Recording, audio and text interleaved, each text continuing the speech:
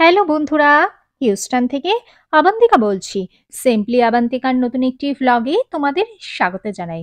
আজকে শনিবার, ঘড়িতে বাজে বিকেল 4টে আর টেম্পারেচার 35 ডিগ্রি। আজকে চলে এসেছি আমেরিকার ইলেকট্রনিক্সের একটা চেইন স্টোরে। বিশাল বড় একটা ইলেকট্রনিক স্টোর। এখানে আজকে আমাদের প্ল্যান আছে একটা মনিটর কেনার। প্রথমেই গাড়িটাকে পার্কিং এরিয়াতে রেখে দিলাম। এখানকার যে কোনো মার্কেট প্লেসেই আছে বিশাল বড় পার্কিং। পার্কিং থেকে স্টোরে যেতে ওইটুকুনি রাস্তা যেতেই গা প্রায় যেন পুড়ে যাচ্ছে। তাই তাড়াতাড়ি স্টোরে প্রবেশ করে গেলাম। ভেতরে ঢুকে জাস্ট একটা ইলেকট্রনিক্স সাম্রাজ্যে গিয়ে পড়লাম। এত বড় ইলেকট্রনিক্স স্টোর, উফ! সত্যি আমেরিকাতে আসার পর এই প্রথম কোনো ইলেকট্রনিক্স স্টোরে এলাম। ইন্ডিয়াতে থাকাকালীন রিলায়েন্স ডিজিটাল, খোসলা ইলেকট্রনিক্স বা গ্রেট ইস্টার্নের স্টোরে গেছি, তার সাথে এইসব স্টোরের কিন্তু কোনো তুলনাই আসে না।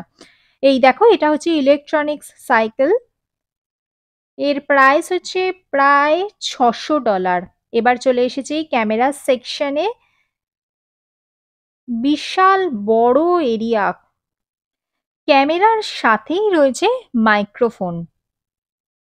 কত ধরনের মাইক্রোফোন ইধার উধার আছে দেখো।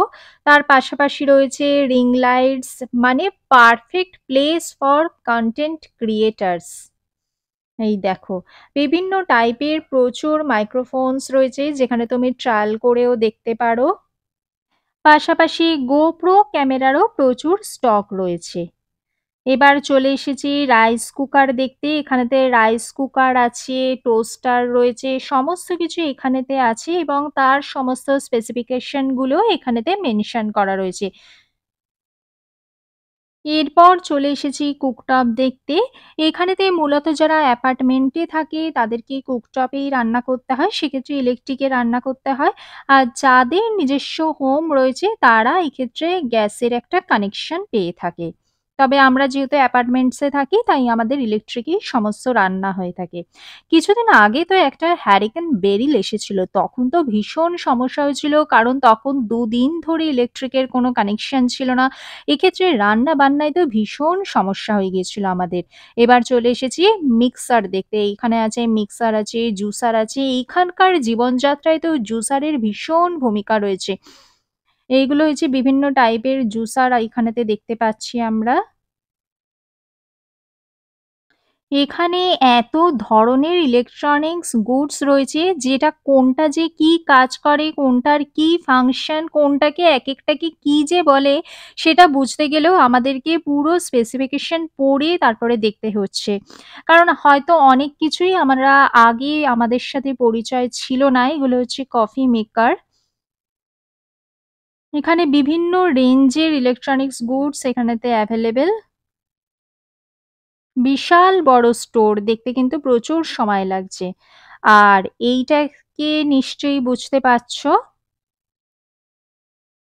এটা হচ্ছে ওয়ার্ল্ডস এর ফার্স্ট টেম্পারেচার কন্ট্রোল কফি মাগ।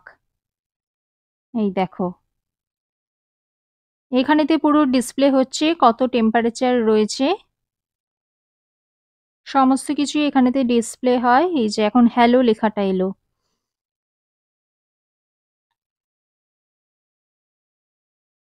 আমরা বেস্ট বাইয়ের স্টোরেতে বেশ অনেকটা টাইম কাটিয়েছিলাম ইলেকট্রনিক্স গুডস দেখতে। বেশ ভালো লাগছিল, যেহেতু আমাদের অনেকগুলো জিনিসই আমাদের আননোন ছিল, আমরা বুঝতেও পারছিলাম না যে কোনটা কি জিনিস। তবুও কিন্তু এখানকার কোনো সেলস পার্সন কিন্তু আমাদেরকে কোনো ডিস্টার্ব করেনি।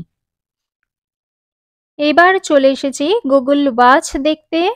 এগুলো হচ্ছে গুগল ওয়াচ আর ইলেকট্রনিক্স টুথব্রাশ। এগুলো ফিলিপসেরই বেশি স্টক এখানেতে দেখতে পাচ্ছি।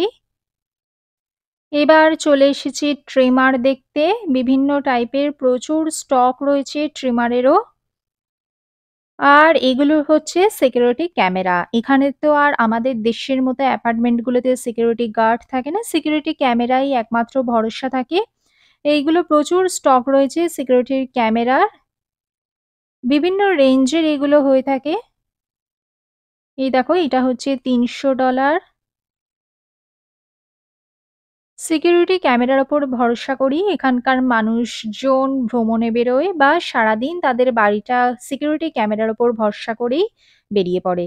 এবার চলে এসেছি ওয়াশিং মেশিন দেখতে। এখানে তো ওয়াশার এবং ড্রায়ার ভীষণই গুরুত্বপূর্ণ একটা অঙ্গ এখানকার জীবনযাত্রার সাথে। এগুলো হচ্ছে ওয়ার্লপুলের, প্রাইস প্রায় $1000 আশপাশে। এবার চলে এসেছি রেফ্রিজারেটরের সেকশনে। এই রেফ্রিজারেটরের প্রাইস পড়ছে প্রায় $2000 মতো। এখানেতে ওয়াটার পিউরিফায়ারেরও অপশান রয়েছে। আর এগুলো হচ্ছে পুরো ওয়াশার এবং ড্রায়ার। এগুলো হচ্ছে ফ্রন্ট লোডিং ওয়াশার। আর রাইট হ্যান্ড সাইডে এগুলো হচ্ছে সব রেফ্রিজারেটর। এবার চলে এসেছি ইয়ারফোনের সেকশনেতে। এখানেতে কিন্তু ইয়ারফোনেরও প্রচুর স্টক রয়েছে এবং প্রত্যেকটা ইয়ারফোনই তুমি কানে লাগিয়ে টেস্ট করতে পারো।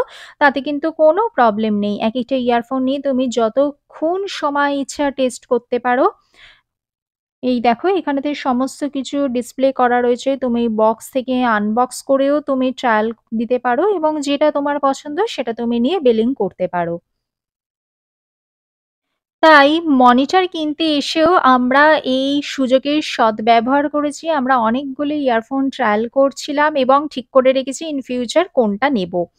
এবার চলে এসেছি আবার ওয়াচের কালেকশানে। এইগুলো হচ্ছে Galaxy Watch, Galaxy Watch 7, Galaxy Watch Ultra. এখানেতে সমস্ত কিছু ডিসপ্লে করা রয়েছে। অবশেষে যেটা নিতে এসেছিলাম মানে মনিটর কিনতে এসেছিলাম, আজকে আমরা এই মনিটরটা নিলাম। আসলে এতদিন ল্যাপটপের ছোট স্ক্রিনে কাজ করতে বেশ একটু অসুবিধাই হচ্ছিল, তাই 27 ইঞ্চির এই মনিটরটা নিলাম। এখানে প্রায় সমস্ত ট্রানজাকশানই ক্রেডিট কার্ডে হয়, তাই আমরা বিল পেমেন্ট করে আমরা যাত্রা শুরু করলাম আমাদের পরবর্তী গন্তব্য। মানে আজকে আমাদের পরবর্তী ডেস্টিনেশন 2, সেটা হলো 4DX মুভি দেখতে।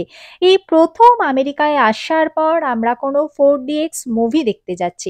আসলে আমাদের কলকাতাতে তো সেই সুযোগটা নেই, তাই ওয়েট করছিলাম এই 4DX মুভিটা কবে দেখতে পাবো।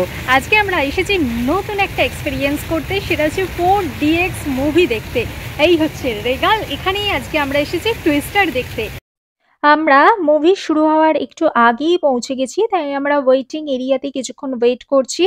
এই ওয়েটিং এরিয়াতে ফুড কোর্ট রয়েছে, আছে বসার জায়গা। এখানেতে টিকিট তোমরা এসেও করতে পারো বা অনলাইনেতেও টিকিট আগে থেকে অ্যাডভান্স বুকিং করে রাখতে পারো। আমাদের টিকিট অ্যাডভান্স বুকিং করা ছিল, তাই আমরা এখন ওয়েট করছি। এখানকার দেখো ওয়েটিং এরিয়াটাও কিন্তু বেশ আলো ঝলমলে একটা পরিবেশ। এখানে ওয়েটিং এরিয়াটাও কিন্তু বেশ ভালো। এখন ওয়েট করছি আর কতটা সময় বাদে লাইফে ফার্স্ট টাইম 4DX মুভির এক্সপেরিয়েন্স করতে পারবো। আজকে সারাটা দিন বেশ ভালোই কাটলো। বিকেলবেলায় গিয়েছিলাম বেস্ট বাইতে, সেখানেতে মনিটর পারচেস করলাম আর এখন চলে এসেছি first time 4DX movie experience করতে। আশা করি এক্সপেরিয়েন্সটাও বেশ ভালোই হবে। ভিডিওটা কেমন লাগলো জানিও। ভিডিওটা ভালো লাগলে লাইক করো, চ্যানেলটিকে সাবস্ক্রাইব করো। দেখা হচ্ছে পরবর্তী ভিডিওতে। Till then bye by.